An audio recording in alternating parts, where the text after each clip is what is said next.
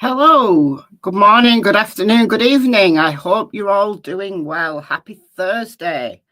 It's just gone 1:30 p.m. here in the UK and it's turning out to be a lovely day. It was a bit this morning, but it's beautiful outside now. So I'm going to try not to shout because I've got a sore throat. Got a sore throat that's come on overnight, so I'm trying not to shout. However, this case... this case does not lend itself well to me not shouting. It really doesn't. But what we're going to do in this live stream is go through a little bit of Vinnie Politan Investigates. Now, a couple of days ago, I did a live stream and what's her name? Excited Utterance. She'd caught part of Vinnie Politan Investigates live on Court TV. So in my live stream a couple of days ago, I played a little bit of that relating to the car, the car that passed the Hoosier Harvey Store camera. My argument being, how on earth do we know the correct time for the Hoosier Harvey Store camera? How do we know the correct time? At the trial, apparently, according to Bob from Defence Diaries, who was on Vinnie Politan, they said it was 54 or 55 minutes wrong. But how did they verify that? Because if the time's off, even by a few minutes, then it means that can't be Richard Allen's car. I mean, if it's earlier, I guess it could be, because he could hang around the trails waiting. But if it's later, doesn't work. So yeah, I talked about some of the stuff as well, so go and check out that live stream if you've got a mind to. So Court TV have now put Vinnie Politan Investigates, the episode, on YouTube. So I'm just going to play one section of it. I'm not going to play it all. I'm going to play one section of it that's interesting. I thought in this episode, I thought the car stuff was the most interesting, but as I've already done that, I'm not going to go over that again. Excuse me, I've got a hair in my throat. It's probably like a dog hair or something. That's weird. There we go. Oh, it's quite a long one. I'm trying to identify the species. Might actually be one of my ears. Blaming the dog, but maybe it's one of my ears. Anyhow, I'm free from that now. I'm not going to get a hairball. I'm not going to have to cough up a hairball later. Do you? If anybody's ever had cats, you know what I'm talking about, don't you? I don't have any cats at the moment. When my last cat died, I swore no more cats. Cats do my head in. Cats don't do as they're told. I can't be dealing with cats. Anyhow, all right. I'm very distractible today. But before we get into that, and the segment I'm going to play is about 10 minutes long, but I'm going to comment throughout, so it's going to take me a while. And it's the segment on what's more credible. Richard Allen's denials that we saw clearly and vehemently. He was adamant, absolutely adamant, they had nothing to do with Abby and Libby's murders. In the interrogation videos from the 13th of October 2022 and then the 26th of October 2022, the day Richard Allen was arrested. We've seen those. We've talked about those. They've been gone over with a fine-tooth comb now by loads of people. And then we've got the confessions. The confessions which are, in my opinion, not admissible in court. There's no court anywhere in the civilized world would have considered those admissible evidence. It was clear. Mental health professionals said that Richard Allen was in psychosis. Maybe not all the time. And psychosis, it can look very different on different people.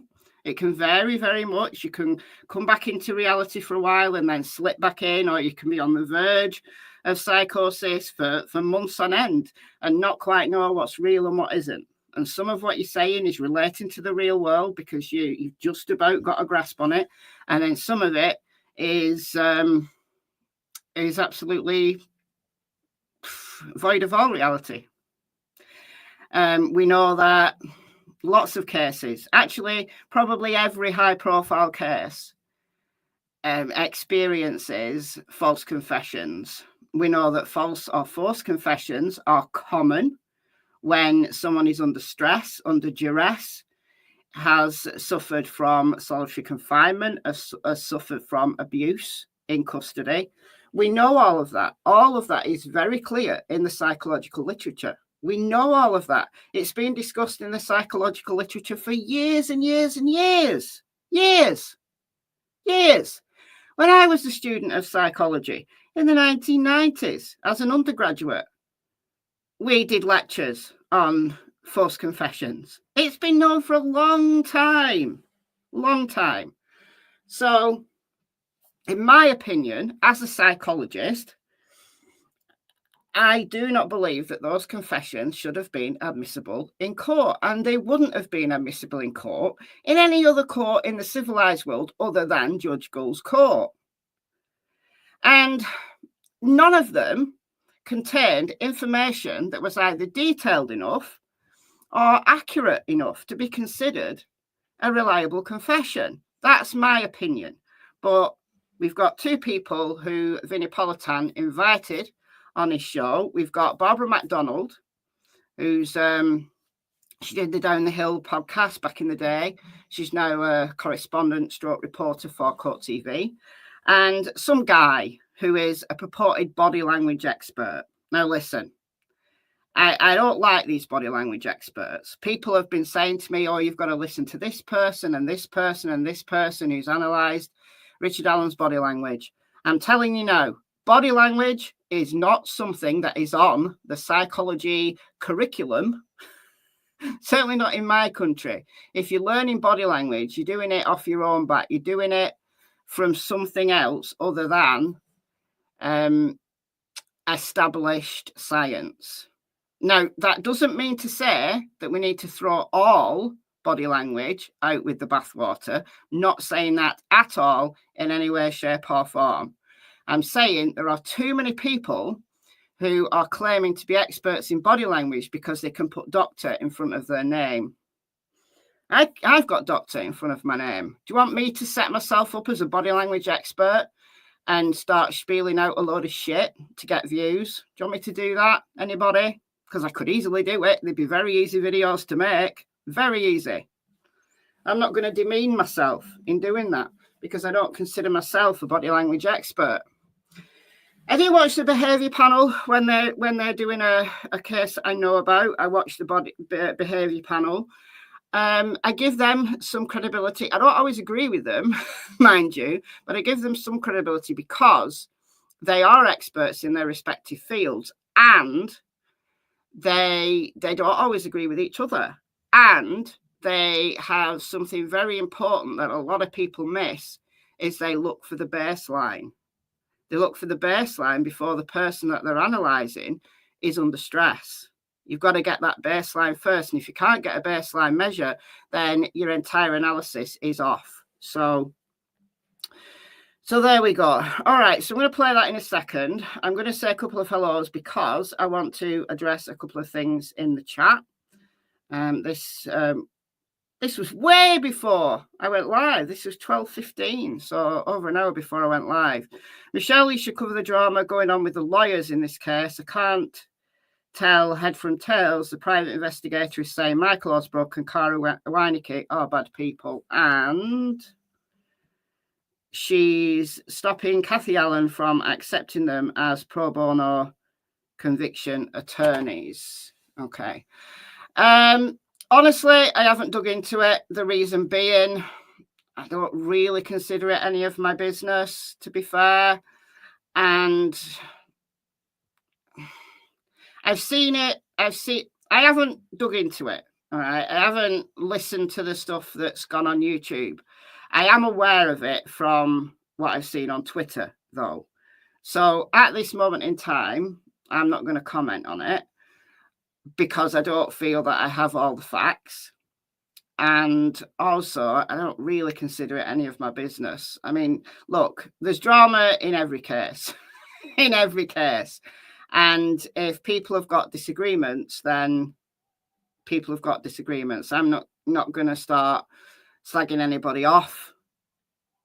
I'm not going to give my opinion at this moment in time. I may do later at some point, but I'm not going to do at this moment in time.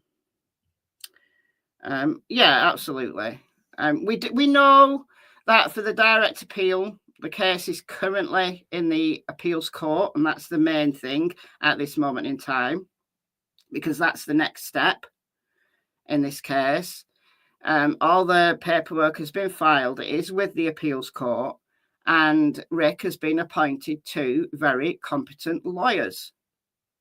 Mark Lehman, we know he's competent. We know absolutely how good he is, because he's the guy who spoke on behalf of Richard Allen when they went to the Supreme Court. Do you remember back in January, I think it was, of 2024, when Brad Rosie and Andrew Baldwin had been unceremoniously dumped by Judge Gull, and they had to go to the Supreme Court to get them reinstated? Well, the guy that spoke on behalf of Rick Allen and his attorneys was Mark Lehman.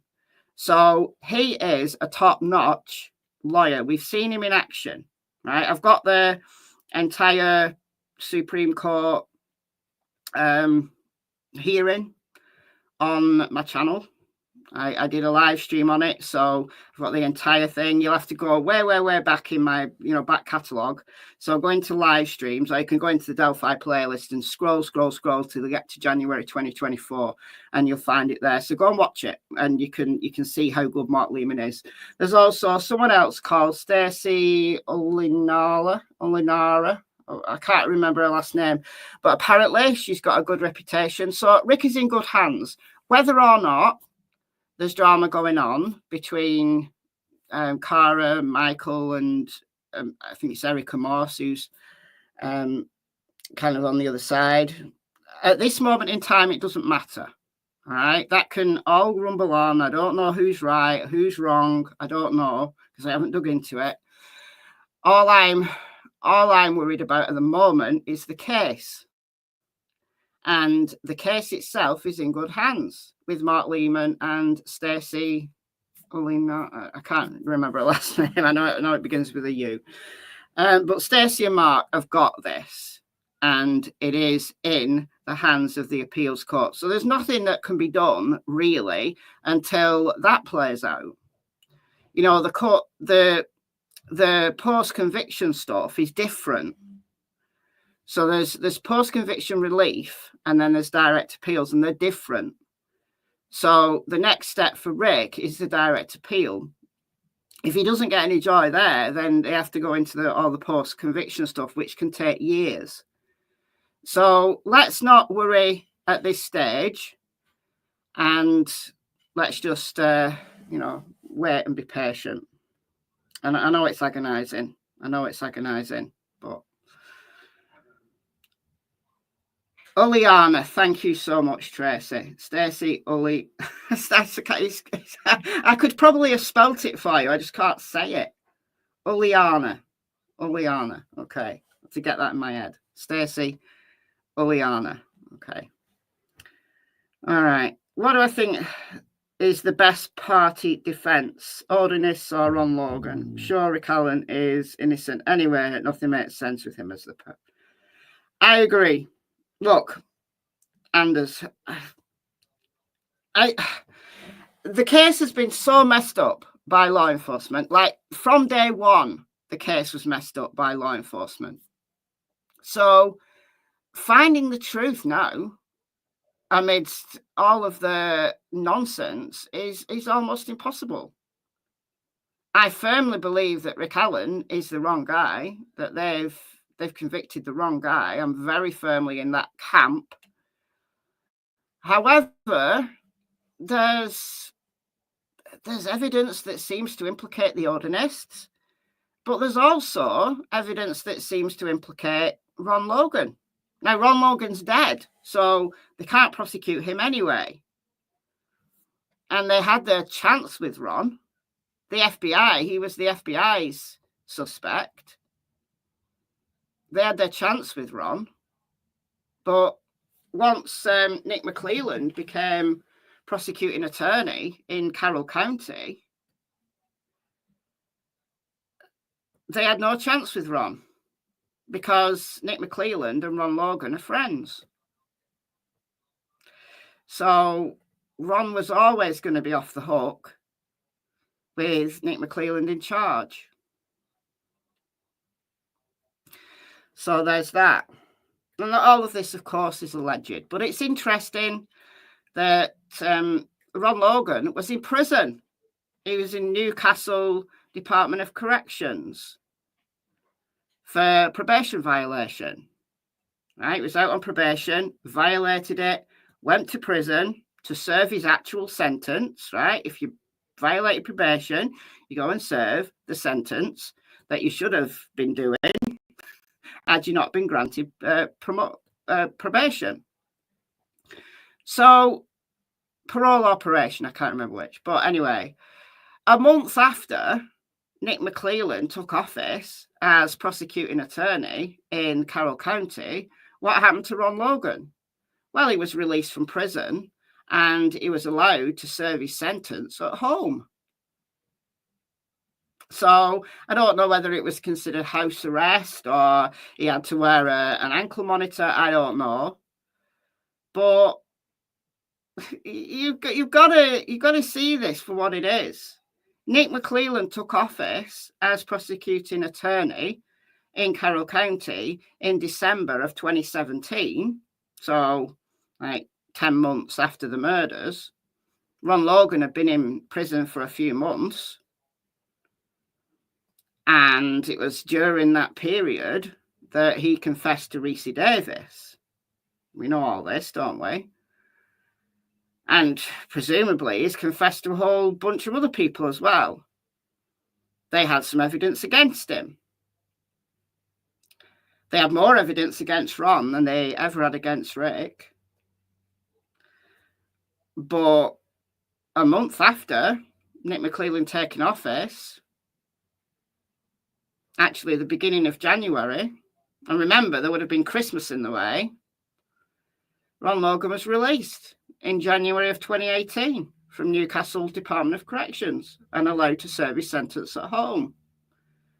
So anybody who wants to tell me that there's no corruption in Carroll County, well, there's a little factoid that you might try to explain.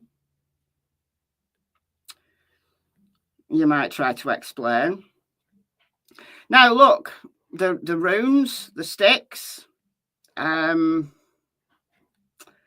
they look ritualistic to me. Elvis Fields, wannabe ordinist confessed. We can't ignore that. Patrick Westball is just a racist lowlife. I can't ignore him lying about an alibi. I can't ignore the fact that Elvis Fields lied about an alibi. And Brad Holder, I know the defense team went hard for Brad Holder, and maybe Brad Holder does have an alibi, certainly for that afternoon. But I can't shake those guys. So it could be Ron, it could be the Ordinists, it could be all of them. All I can say is the case is so messed up, we may never know. We may never get to the truth. And I think the best we can hope for is making sure that Richard Allen is released, because he's not the guy. He's not the guy. He really isn't. Right, hello, Jackie. We got RZTV in the house. We got Teresa. Well, it's not charity. Atalanta. I think Richard Allen sounded very honest in his first interview. Yeah, I thought he was. Let's see what the guys on Vinnie say. Hello, Mandy. Winter is on its way, having one last heat wave. Wow. You must be the other side of the world somewhere. Hello, Laurie, Kelly, Mason, Broken Goth Doll, CW, Dawn, Cherry, Siren. What's we got? Wake up! Wake up!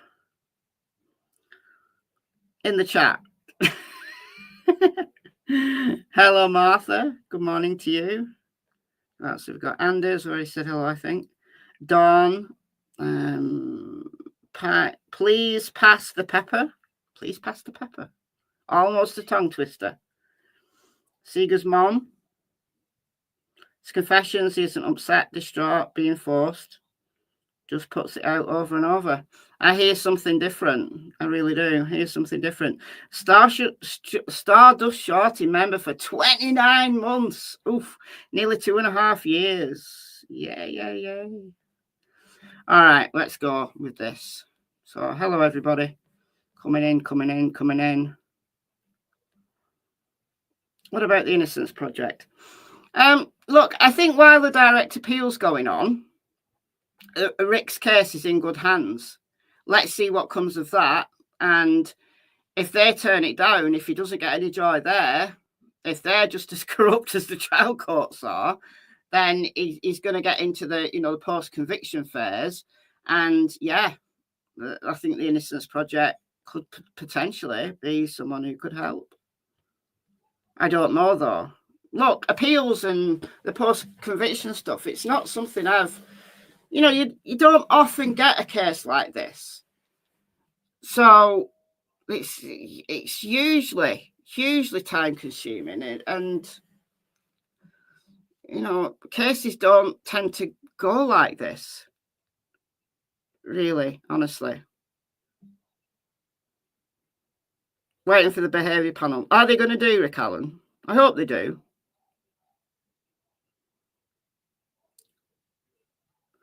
Could your mind ever be changed into believing Rick is guilty? Not now. Go and watch my videos. Go to the Delphi playlist, start at the bottom and work your way up, because I was absolutely in the guilty camp. I really was. I was in the guilty camp. And I recognise that the PCA wasn't the strongest in the world. However, it wasn't the weakest I've ever seen either. And I was thinking, well, this guy's no criminal background. He doesn't have any dodgy connections with anybody. He's been harboring something for a long time and he's snapped. And this is a case of a guy who's held fantasies in for a long time. I've got a video on it. Can't remember what I called the video. Oh, but absolutely I did. And then the Franks motion came out. And then I started to dig. And then all of the fuckery occurred with Brad and Andy being disqualified. So I dug a bit more. And I dug a bit more. And then I was holding out all the way to the trial. I said, look, at that point, up to the trial, I was saying, I'm neutral. I don't know if Rick Allen's guilty or innocent. I'm airing at the time of the trial when, opening statements, I was airing on it's more likely to be innocent than not, just based on the evidence that had come out. But I recognise that the evidence that I was relying on had come from the defence. So I was giving the state a chance and thinking, well, if at trial they come out with stuff that we didn't know, that is convincing, that nails him, then I'll be happy with that. I'll be happy with that. But we got to the end of the trial, and the more into the trial we got, and the state made their case. Now, obviously, unless you were in the courtroom, you didn't see it. So I've only got, what people in the courtroom have said. Whether it be people from the mainstream media or whether it be, I listen to Andrea and Lawyer Lee and Bob every night religiously. I listen to them because they were all in the courtroom. And even then I was thinking, well, they're more, on the defence side because they're defence attorneys. Even right up to closing arguments, I was saying, well, I think he's innocent, but I was still not going to completely give up the possibility that he could be guilty. However, when I started to do my own research on the stuff that came out from the state's case, he absolutely cannot be the guy. The state's own evidence negates the state's own theory. So I know he's not the guy. I don't care what you say about his putting his hand to his mouth. It's fucking ridiculous. Oh, he put his hand to his mouth when he was talking to Kathy. Oh, he looked down and then looked back. A ridiculous bunch of pile of horse shit, honestly. Honestly. Absolute bullshit. But the actual evidence that the state put out at the trial to the jury does not support the state's case. It does not. And if you were truly objective, you would realize that. That's the information I'm going off. So no, he's 100% innocent based on the state's own evidence. There you go. The state's own evidence. And the jury couldn't put it together. It took me a while. It took me a while to put it together. But I did put it together. I've got loads of videos on it. So look at my videos like since the trial. And then, you know, the progression of stuff that I did. And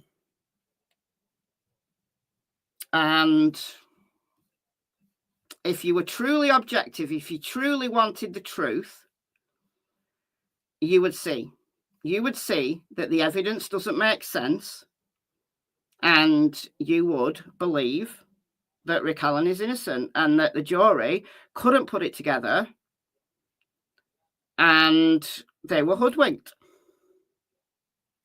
They were hoodwinked. I don't think they were biased. I don't think it was a sham in the, you know, there was a problem with jury selection. No, I think these were 12 jurors who tried their best, who couldn't put it all together in the end. And unfortunately, that means that an innocent man is in prison now for 130 years, unless he can be freed, he can be given another trial, hopefully, with another trial judge who's not a corrupt arsehole, and he's given another bite of the apple. Or he's freed. Whatever. Whichever. But he's going to be in prison for a few years yet. Let's be clear on that. Thank you, Sherry, for gifting 5 memberships. That's very kind. So we've got Mark, Emily, Dawn, Sadie, and Nola. Welcome, welcome. If you've never been a member before of this channel, then go and check out the members area. We've got some good stuff in there. Got some funny little bloopers and stuff. And if you have been a member before, welcome back. Yeah, if he survives. If he survives, yeah. All right. Okay. I'm going to start it at 15.5 minutes in. And this is Vinnie's second question. You know, like if you've watched Vinnie Politan Investigates, I do like Vinnie and I like his show, Vinnie Politan Investigates. He poses questions and then he gets experts and, you know, people on to give opinions. And this is the title of my live here. What's more credible, his denials or his confessions? So he's got Barbara MacDonald and then some doctor who is some kind of body language expert. So let's listen. Let me know that you can hear this. Hopefully we don't have a problem with the sound like we had the other day, but let me know that you can hear this. Okay. I've heard the denials as well. Which is more credible, Richard Allen's denial or confession? Still with? Hold on. I'll put it on 1.25. That's okay for most people. Put it on normal. It sounds like they're going, because I listen to everything like fast. You could hear that okay, though, could you? Yeah, Vinnie is such a drama queen. He is. He is. You could hear it. Good. Okay. With us, Barbara MacDonald and Dr. Mike McCutcheon. All right, Barbara, give us some context surrounding these confessions, these jailhouse call confessions, especially this first one? Yeah, so that happened on May the 10th of 2023, after he had been in custody for nearly 6 months. And this was about a month after he had been diagnosed as being psychotic and had received his first involuntary injection of an antipsychotic medication about 3 weeks prior to this phone call being made. The day after this phone call was made, in the prison logs, they reported him as being paranoid and depressed and hopeless.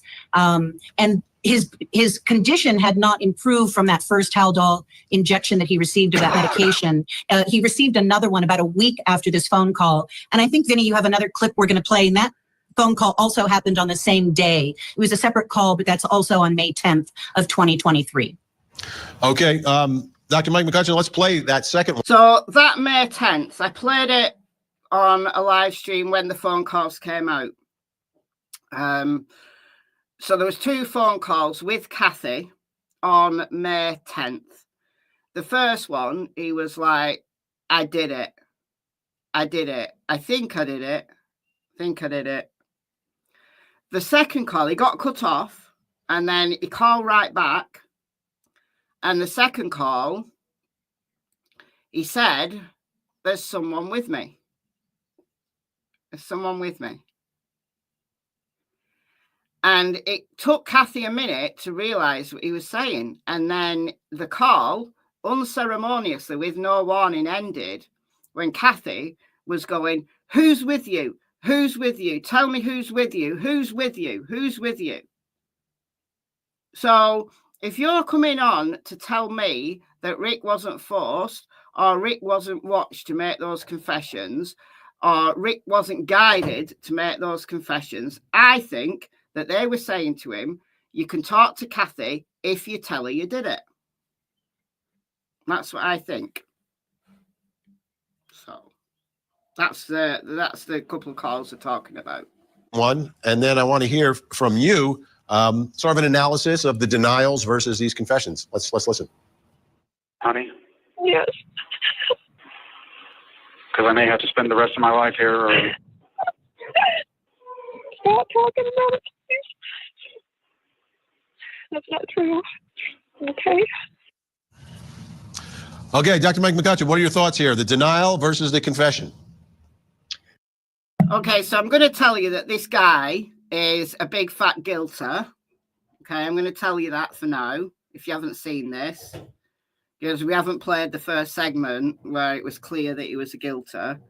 But anyway, they didn't play the important bit. They didn't play the bit where he says, there's someone here, someone with me, or something he was saying. I'm going to get it up. Who's giving me super chat here? Let me just have a look. We got True Crime Addicted. Thank you so much for the $5. Please say fuckery again, because I think hearing it in your English accent might be the best thing you get to hear all day. Fuckery. It's complete fuckery. That's all I can say. All I can say, but thank you for the 5. All right, I'm going to find that call. All right, I will go to... I've been using Tom Webster's simply because I watched them on there. So I've been directing people to Tom Webster. And I know he thinks that Rick's guilty, but I watched them on there. So, all right, police interview. Here we go. All right. So, May the 10th. All right.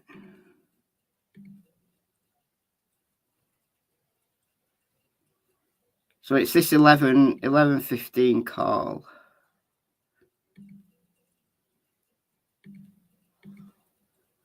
All right, I'll play this call. So the volume isn't great. This is Tom's transcript. He wrote this from the trial because he went to the trial, and he he wrote down what he thought they were saying at the time in the court. So it's not word for word. But anyway, listen to this, and I'll stop you at the part that I'm talking about. So this is May 10th, 2023, and I'm playing this from Tom Webster. So this is the link. He's got all the calls in a video. So there you go. If you haven't heard them, go and check them out. Hello? Hey. Hey, it's me. Yeah. I need to know if you still love me, baby. Yes, dear. Okay. And everybody else will as well?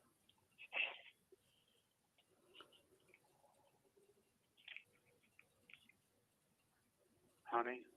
Yes.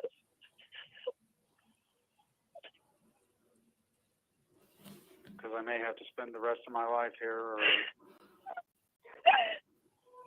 Stop talking about it, please.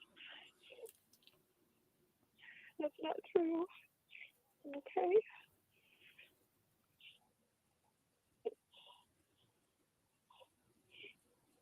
Okay?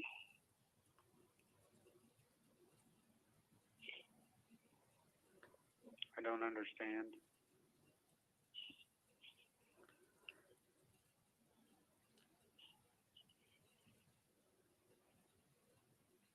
I just got to know that everybody's still going to love me.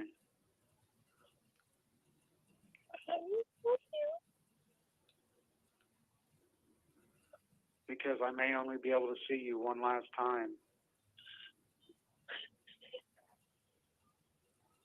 Do you understand what I'm saying? Yeah, thank you. It's not true. It's true, honey. No, it's not. It's true, honey. No, it's not. You're not well, sweetheart. I'm well. No. No, you're not. Yes, I am, honey.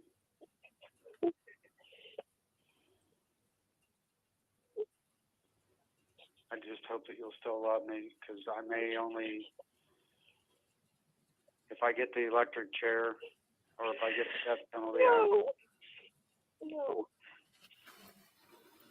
No, honey, that's not going to happen.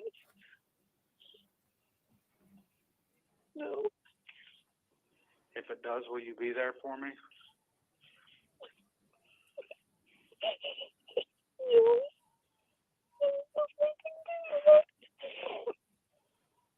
It's not going to happen, dear. Do what?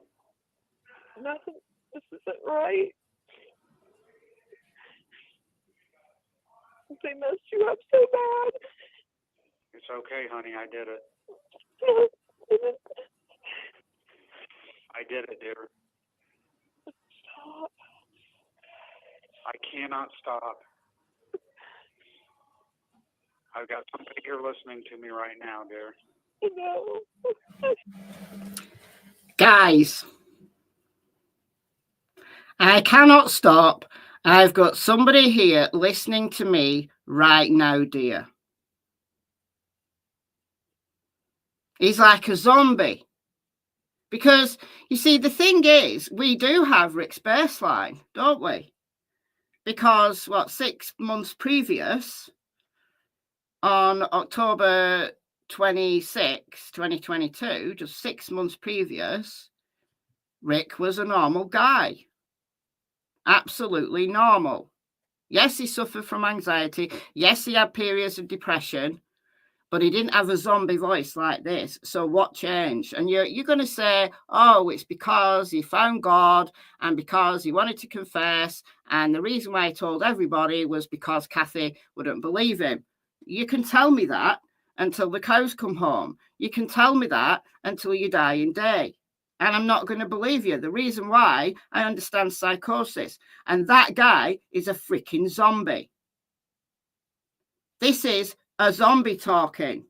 This is somebody who may as well, at that moment in time, be talking through a freaking spirit box from the other side. He might as well be dead by the emotion in his voice. Unbelievable. I cannot stop. I've got somebody here listening to me right now, dear. And it took Kathy a minute to realise. So we'll play to the end. She did it. I'm so sorry. I don't. Oh, you did it, dear. I'm so sorry.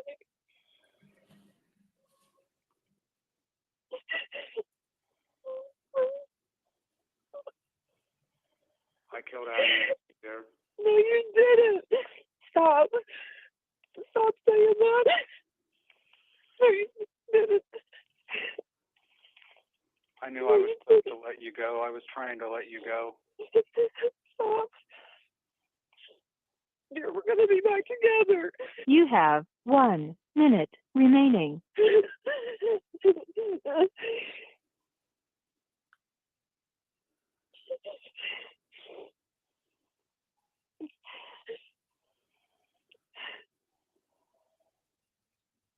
I hope you're always going to love me.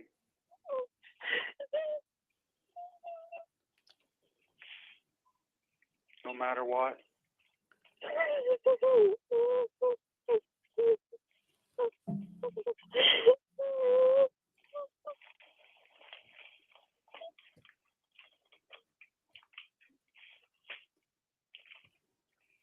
Will you always love me, baby? Who's with you? Who's with you?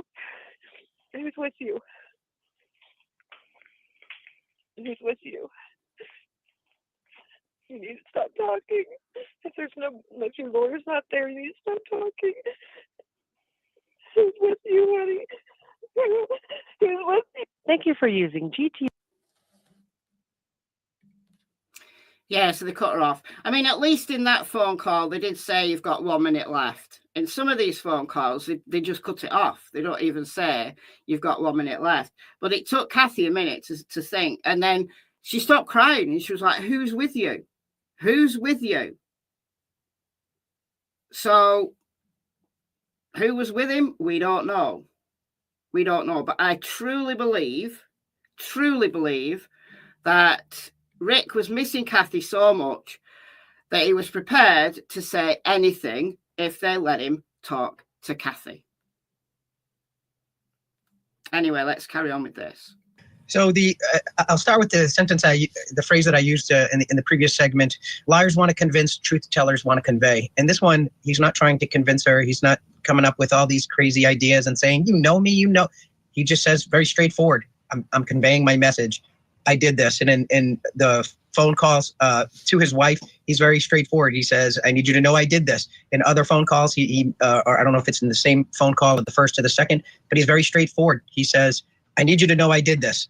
I hope you still love me. I did this. He's very straightforward. He's conveying what he wants. He's not trying to convince her. He's not coming up with all these scenarios and you know me better than this and that. It's just straightforward. So to me, this is not a false confession. We know that false confessions do happen. Usually it's because of sleep deprivation or poor interview techniques or isolation during an interview, a 12-hour. Oh, so the guilter... So the guilter just described perfectly the scenario that Rick was in when he made these confessions. Isolation. He'd been in solitary confinement for almost 6 months at that point. More than 6 months, actually. And they were... He couldn't turn his light off. So how do we know that they weren't like waking him up every 15 minutes? How do we know that he wasn't so sleep deprived? That's the reason why he went into psychosis in the first place. Have you ever done a sleep experiment on yourself? Have you ever? I have. Do you know what happens when you don't sleep? You start hearing things not there, seeing things that are not there. You know what happens? That's what happens. I did an experiment on myself.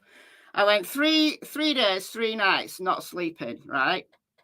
Forced myself to stay awake. So I did day, night, day, night, day, night. And then I was into my 4th day and I was at school. This is the kind of crap that I used to do when I was at school. And I was like nodding off in class, like everybody nodded off in class. So that wasn't unusual. But on my way home, I got off the bus, I was walking down the road and I literally fell asleep walking. I literally fell asleep mid-walking down the road to my house. And that afternoon at school, I couldn't tell whether the surroundings were real. I was imagining that there was people there that weren't. It was weird. It's a bizarre experience because your brain, part of your brain is shutting down, needing sleep to protect yourself. Did I fall? No, I woke myself up. It's called micro sleep. So I felt myself falling and I stumbled forward and corrected myself. It's what people do when they have accidents. You know, drivers, when they're tired, they go into micro sleep and it can literally only, a few seconds of sleep. And if you're driving when you do it, then those few seconds can be, the difference between life and death. Fortunately, if I'd fallen, nothing bad was going to happen apart from maybe I get a grazed knee or something. But no, I didn't fall. It was micro sleep. And then I got home and I thought, right, I'm going to sleep tonight. And I don't know, took the dog out and went for a bath. And then I fell asleep in the bath and the water was stone cold when I woke up. So I don't know how long I've been asleep in the bath. And then I went to bed and I literally slept for about 10 hours. Bizarre experience. Try it. Like, obviously, don't try it if you've got to drive. Don't try it if you've got small children. Don't try it if you're operating machinery. But I would recommend everybody does a sleep experiment on themselves at least once in their life because it gives you a feel for what it's like to slip in and out of reality. So it's the easiest way to get yourself into psychosis. The reason why I did it was because I had an interest in war. I did interest in history and an interest in war. I used to have some really interesting chats about the war with my granddad. And I knew that one of the Nazis' favourite interrogation techniques was sleep deprivation. So I thought, it's interesting. I'm going to do an experiment on myself. So, that's what I did. And I was going to go for as long as I could. I was going to see how long I could do it. And interesting. So wake somebody up every 15 minutes so that they never get the opportunity to go into REM sleep. They never got the opportunity to go into real deep sleep. So you need the deep, slow REM sleep, and you also need your REM sleep. So deep, I think it's stage 4. Deep state, non-REM sleep, and then you've got REM sleep, which is different. You need both of them to stay healthy. And waking somebody up every 15 minutes drives them insane. Drives them absolutely insane. So this guilter here, with doctor in front of his name, right, who thinks he's some kind of expert, describes the very conditions Rick Allen was in. Unbelievable. I could punch this guy. I'd quite happily punch this guy. He's got a very punchable face. I'd like to feel my fist connect. I would. Our interview or something like that. This isn't the case here. So I think so he says that a 12-hour interrogation is enough to send someone into making a false confession. According to the guilter, according to his expert opinion, with doctor in front of his name. Shit, how much money could I make on YouTube if I actually use my doctor title? Do you think I could make money on YouTube using my doctor title? Do you think I would go on Cut TV using my doctor title? I tell you what, doctor or not, this guy is a absolute... I'm going to say what I think of this guy. I don't know this guy. He just angered me, that's all. And listening to it a second time, I'm now mad. But yeah, long interrogations, long drawn out interrogations where, you know, people have not had the opportunity to have a break. They don't have a lawyer present to advocate for them. And the cops just keep going on and on and on for hours on end. Yeah, you're likely to say whatever you feel the cops want you to say under that circumstances. This guilty here with the doctor in front of his name says that can happen after 12 hours. So does this guilty not realise that Rick Allen had been in solitary confinement for over 6 freaking months? Unbelievable. Get out of here.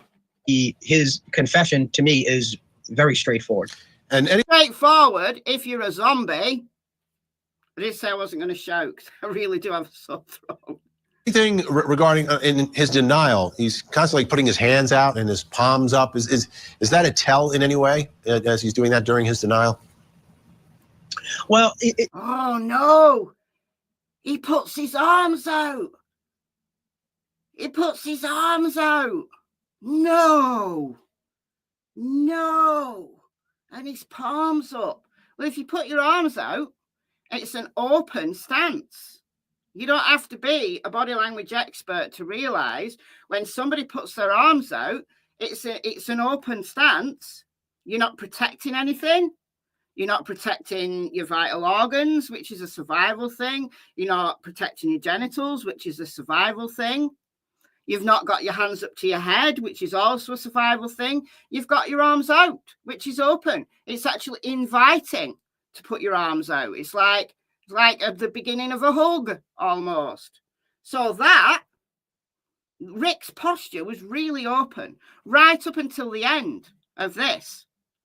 Like, he's starting to get a bit guarded here, where Cassie's really upset because he's pissed off. And then when Jerry Holman comes back in, he's got his arms folded and he's like, I'm done. His body language changes after Kathy's been in because he realizes what a shit show Kathy's got embroiled in. And there's nobody he loves more than Kathy in the entire world, probably his daughter. But Kathy's his rock, his strength. And for him to believe that Kathy thinks he did this, it's like the end of his world. So yeah, his voice becomes strained. His behavior changes slightly because he's like, you fuckers. And when they go out, when they let Kathy out, he goes, motherfuckers. He's like, fucking, he's like, he's been calm. He hasn't sworn. He's just been calm. But that was it. And they knew. They watched this interview back and they knew to get to Rick Allen, he was going to be tougher than they thought. To get to Rick Allen, they used Kathy. Deprive him of Kathy, break him down, sleep deprive him, deprive him of the drugs that he's normally on, his medication, deprive him of that, and he will spiral. And at that point, once he's starting to go down and he's spiraling into psychosis, then give him the opportunity to talk to Kathy and say, you can talk to Kathy if you tell her you did it. It's not rocket freaking science, in my opinion. And I don't know how people can't see this. Phenomenal. Remember, for 20 months. Yes, like the video. You've not got long before you're an OG. You've not got long. I believe he's guilty. Look how her responds to him when he said, I didn't have my gun that day. She went quiet and he didn't respond and moved on to the conversation. How does that mean he's guilty? I don't understand how that means he's guilty. Kathy doesn't know what to believe at this point. Kathy doesn't know what to believe. And also, as I keep saying, if somebody confesses, right, if they confess while they're in jail, and, you know, whether or not they've had a plea hearing doesn't matter, what they normally do is they formalize that confession. Why do they do that? To get it all on paper, to get it all by the book. Why didn't they do that in this case? Even though he sent the governor, what is it, the warden, Galippo, what his name is, a note saying he did it. There was nothing. There was no taking him into a room or taking him to the cop shop and sitting him down and filming him, confessing the actual details. They need to know the actual details. So it's not just, I did it. I think I did it. I killed Abby and Libby. That's not a confession, right? In a monotone voice. That's not a confession that means anything, because there's no detail. Because it's not just the point that they're saying they did it. It's the point that they know what happened at the crime scene. So there's none of that. The reason why they didn't do that and get a formal confession from him, a formal videotaped and signed confession from him, is they knew that this would not be admissible in court and they didn't want to chance it.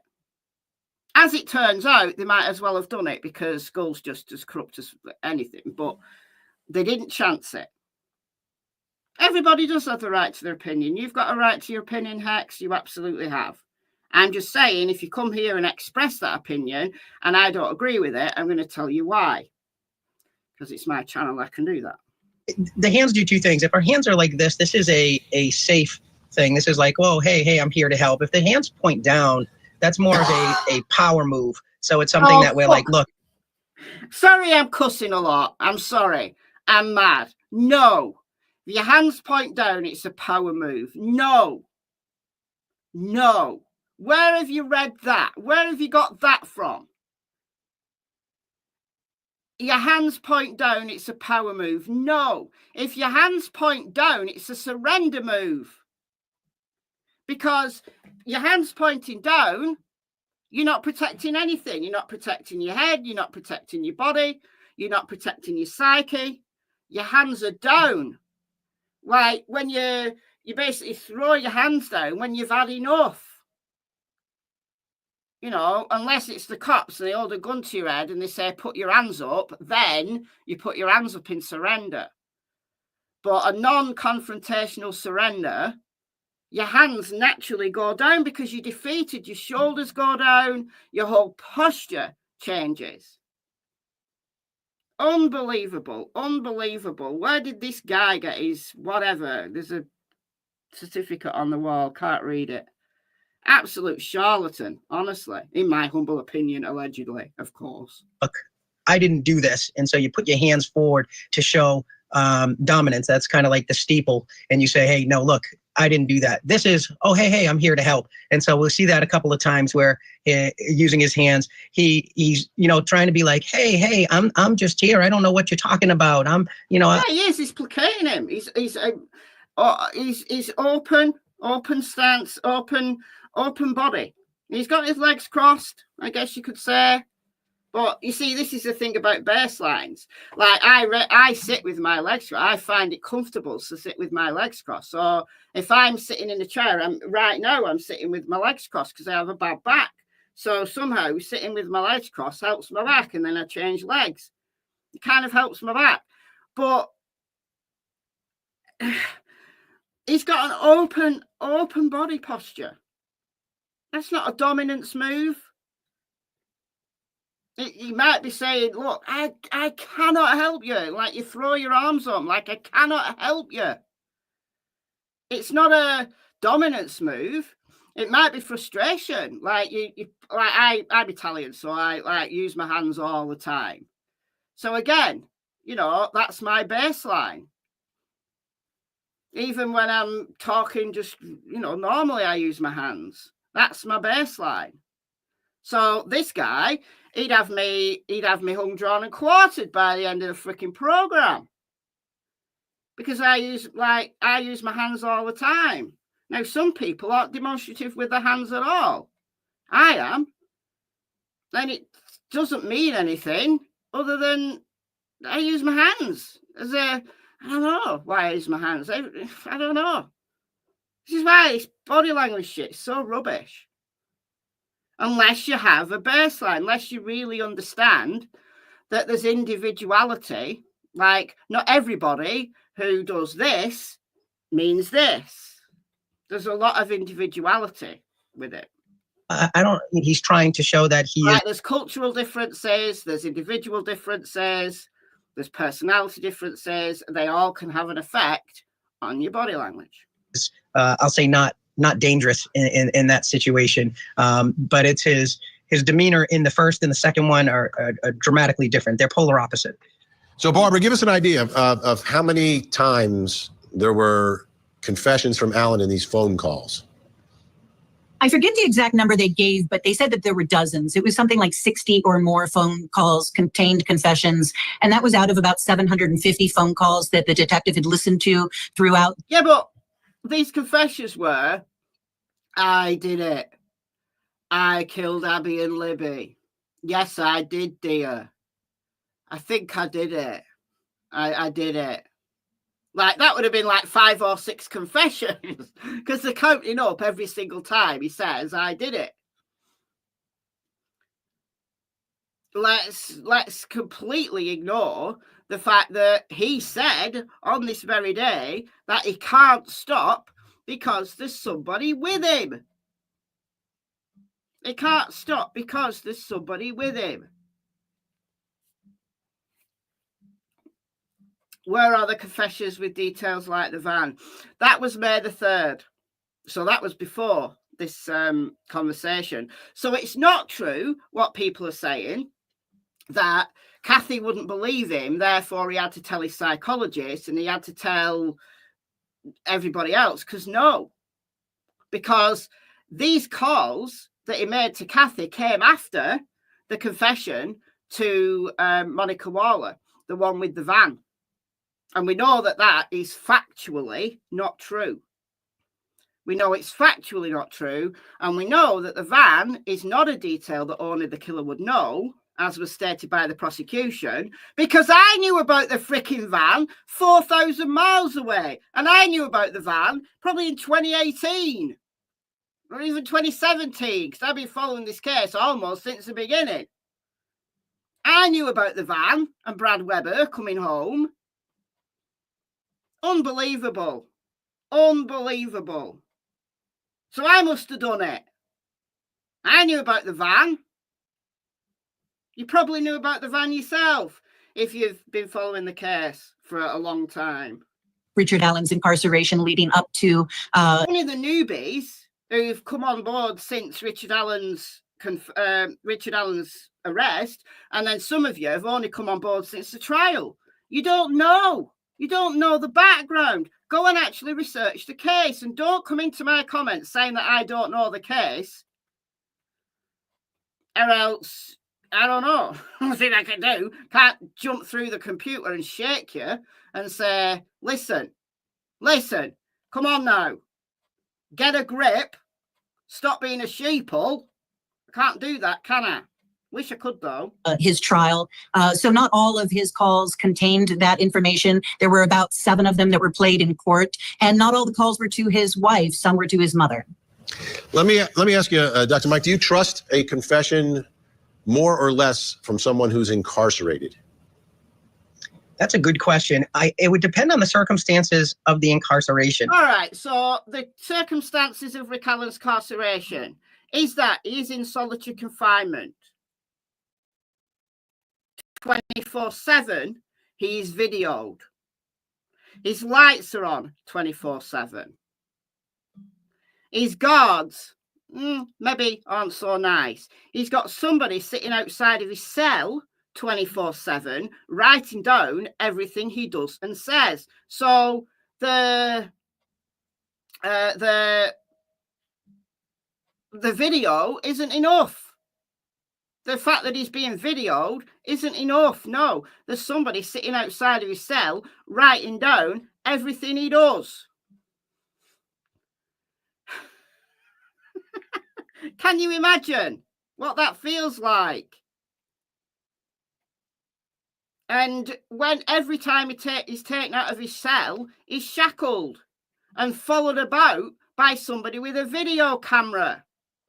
He's not allowed to speak to anybody. So what do you think about people confessing under those circumstances? Dr. Mike, whoever you are. Jesus. I would trust it more because in the courts look at when you're incarcerated, that is your environment. Oh, of course you'd trust it more.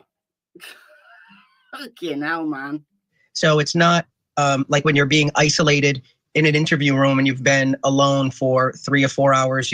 Oh, no! You've been alone for 3 or 4 hours.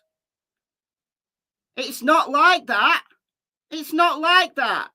What about being alone for 6 freaking months in a 10 by 8 concrete thing with bars on your door? How about that? How about that? Dear God.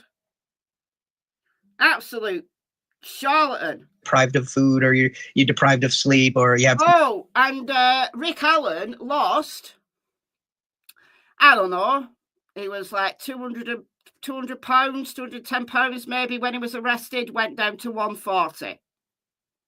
Even less in his worst. So was he being deprived of food? Possibly. Couldn't eat due to stress? Maybe. But he lost easily 1/3 of his body weight. So, yeah.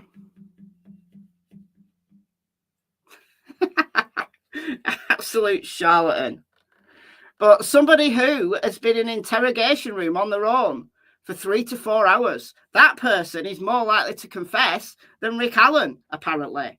Okay. Like that gentleman, hammering at him over and over, trying to convince him, or being shown false evidence. Like we know that those things could lead to a false confession. And how do we know what Rick Allen was showed while he was in prison?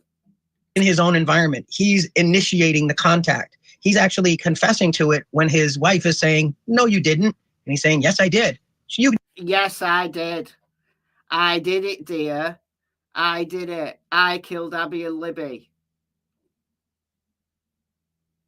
I'd like to set this guy a challenge.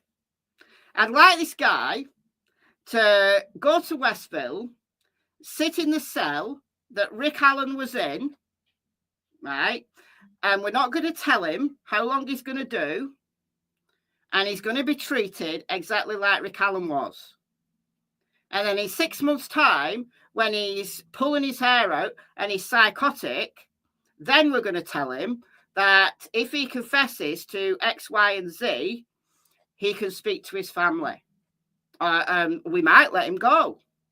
And then we'll up the ante and say, we'll definitely let you go this time if you confess to this. Let's see how he does. No. Why are you saying that? Because I did it.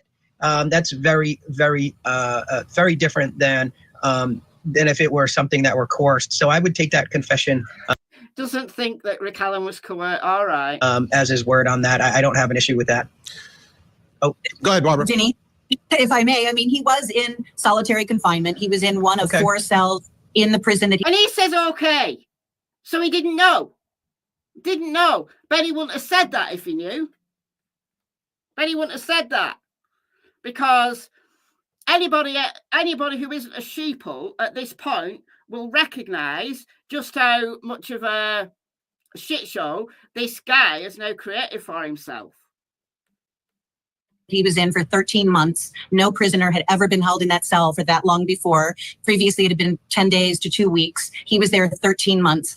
Oh, he's biting his lip. What does that mean?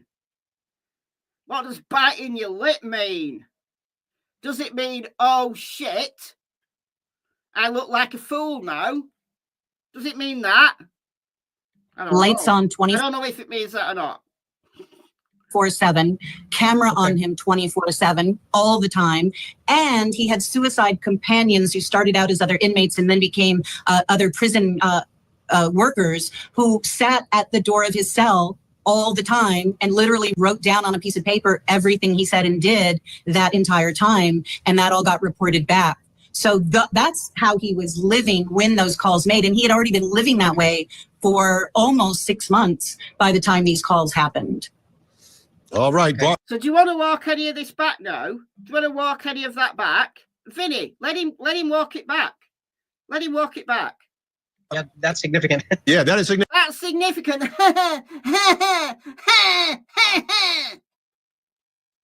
Listen, look at him. Look at him. Oh, look.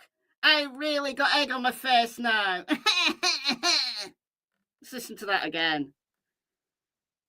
I don't like doing it on a computer. You can't just click like 10 back. You know, when you're on a device, you can click 10 back. You can't do it on a computer, can you? Well, I can't do it on mine. So what am I at here? Right, 2250 something. So we'll go back to 2236. Right, listen to this. Thing he said and did that entire time, and that all got reported back. So that's how he was living when those calls made. And he had already been living that way for almost 6 months by the time these calls happened. All right. Okay, yeah, that's significant. Yeah, that is significant. Why was he in solitary confinement? So they could drive him insane. That's why. Wasn't violent. And I'm glad Barbara was able to bring that point up. Look, Vinny should have let this guy. Vinny should have questioned him here. I'd like to have seen this guy who now has gone this little laugh. Oh, that's significant. Didn't even know anything about the case. Made himself look like a right fool. And anybody would see that if you're not a sheeple. Bet his sheeple are loving him. That's what you sound like. I can imagine you doing that in my head. Barbara's going to stay with us. Dr. Mike McCutcheon, thank you so much. Up next, is the crime scene consistent with a single killer? All right. So they move on. Is the crime scene consistent with a single killer? Who does he have on next? Oh, he's got Bob on next. Oh, yeah. I'm not going to play this part, but this is one of the exhibits that's been released. And this is it.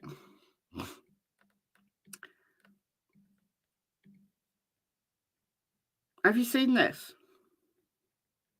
You seen that? I don't think we knew about this, did we? So we've got interesting pastel shades. So branches and twigs and trees are grey. And then we've got this like pink, baby pink colour. Not quite. What colour would you say that is? It's not red though, is it?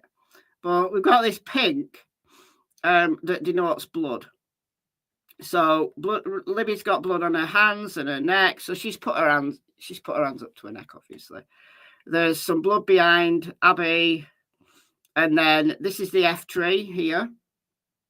So that's probably, we're going to maybe presume Libby had a cut there because that was Libby's blood. It's watercolor picture. Cool. So there's some blood on the floor there and blood on the tree. We know there's an F, which looks to me like Fairhue, but you can just say it's a handprint if you want. And then there's blood spots here. So this is probably where Libby was moved, I would imagine. Libby was dragged or carried. Or maybe, I think possibly she walked to there. I think she possibly died there. Because that's where you've got this significant amount of blood. Oh, thank you, Jennifer, for the 199. And look at this big pool here. Oh, look. Isn't that just coincidental that there's a stick formation in this blood? I don't know. looks like, I don't know how to say it, but Gebo to me. This cross. Let me show you. See, I don't know which runic alphabet these Odins are working from, but this is the Elder for that, which is probably what most of these guys use. But a cross is Gebo, meaning gift or exchange, making a balance. I don't know whether the blood is the gift. I don't know. But when you add an extra stick or extra something to your rune, it gives it extra significance, like it becomes a bind rune. So what they're actually trying to signify here, I'm not sure. But you could say, oh, they were just sticks. They just happened to be like that. And Libby happened to die on this little interesting formation of sticks. She happened just to die there. So I'd be interested to know whether those sticks had like some kind of impression on them. Like, did Libby fall down onto those sticks and they just got stuck in there? Or were the sticks placed on top of this blood? I don't know. I'm sure we'll never find out. But how interesting is that? I don't think we'll ever find out the answer. And then the sticks. This on Abby is I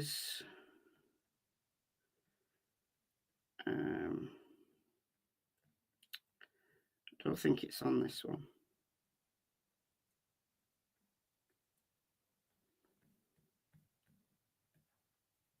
I think it's an attempt at this, because in some runic alphabets, Hagelas or Hagel means hail, like hail to Odin or hail to the gods, or it can mean disaster, it can mean something horrible. Is actually more like, hold on, it's a long time since I've looked at this now. It can look more like, because that's the elder, but the younger for that, which is more like that.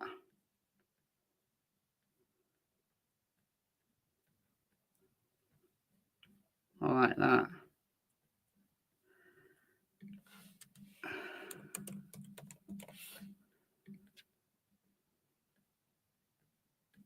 So, depending on which runic alphabet you're using, it can either be, looks very similar to our H, or it can have two horizontals or diagonals, or it can look like that, exactly like what that's on Abby's body. And then this, I think, is probably a bind rune, or it could be a nod. It could be a nod to the sacred geometry. You know where I'm going with this? When you see it, you can't unsee it. When you see it, you can't unsee it. But I think that's something probably deeper. You'd have to be you'd have to know what these guys were trying to convey before you could probably see what's going on in this one. This big long stick here has me very intrigued. I mean, look, this stick is like 7 foot long. So somebody has dragged this 7 foot long stick to put it over Libby. It would have been way easier just to, you know, pick up a bunch of leaves if they were trying to hide the bodies, just to pick up a bunch of leaves and dump them on and just keep dumping leaves on.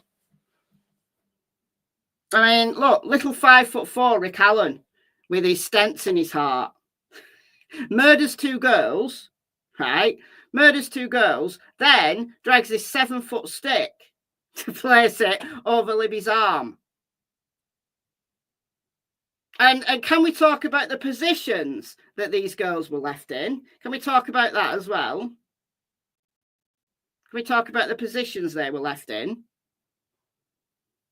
The hanged man, do you think? Come on. There is nothing, absolutely nothing coincidental about this crime scene.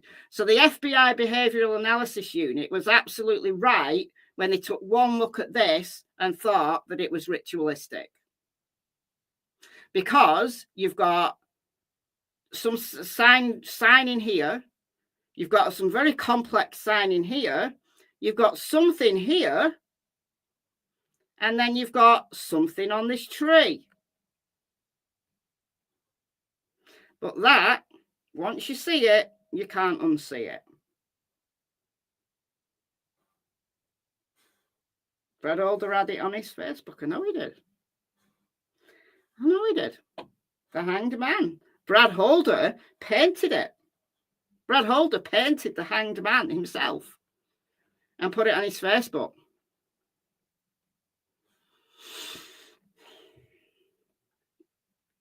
So going back to the beginning, when somebody said, what's more likely, who do you think's most likely did it, the Odinists or Ron Logan?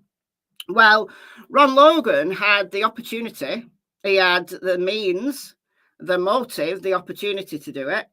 We know that his phone was on the bridge or close to the bridge at 2:09. We know that his phone was in the vicinity of the crime scene at 7:56 p.m. while there were searches going on. And Ron lied. He lied about his whereabouts in the afternoon, and he lied about his whereabouts in the evening. And then his phone was in the vicinity of the crime scene again at 10:16 p.m.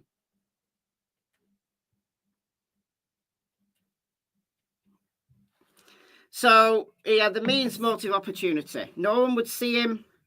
And the confession that he gave to Reese Davis was way more convincing than any of those that Rick Allen did.